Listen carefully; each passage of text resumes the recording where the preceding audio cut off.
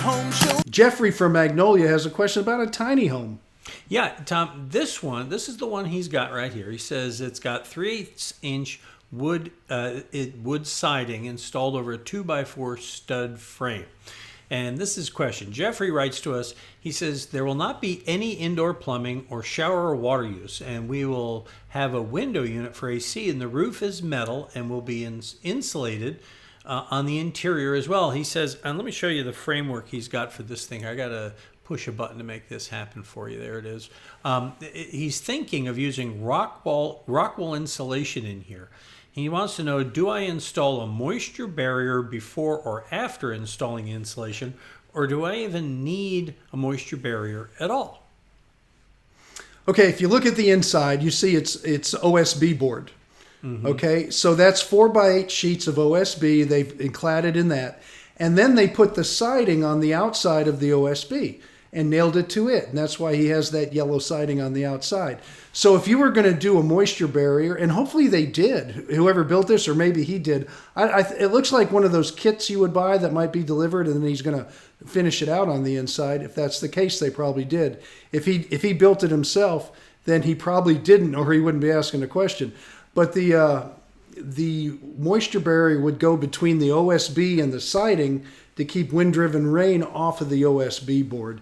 And that's the whole reason to have it. At this point, there's no moisture barrier needed at all. Whether you use rock wool or fiberglass, I prefer formaldehyde-free fiberglass. That's what I would use. But whatever you use, just put it in there. Don't put any plastic. Don't put any moisture barrier. And just go ahead and sheetrock it or put paneling or whatever you're going to do on the inside. Mm-hmm. Now, they're going to sounds like he says he's going to put a window unit in there for the AC.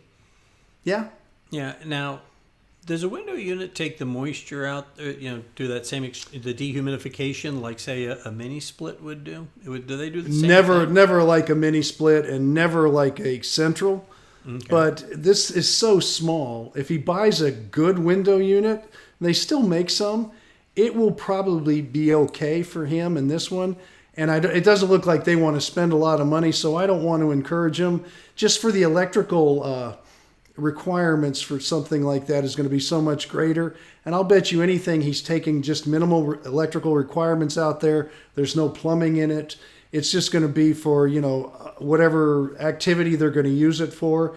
And what I would do is just tell him to probably stick with the window unit. Just buy a good one. No, they don't dehumidify as well, but it'll be okay for this little space. Well, it looks like it's almost like an extra bedroom or something for people come visit or something like that. Yeah, or maybe they're going to, like an artist, or they're doing some work out there. Who knows what they're going to use it for. A lot of people love a little space away from everybody. They could be meditating. Who knows what they're going to do? Let them do it, but just don't waste a lot of money on it. Yes.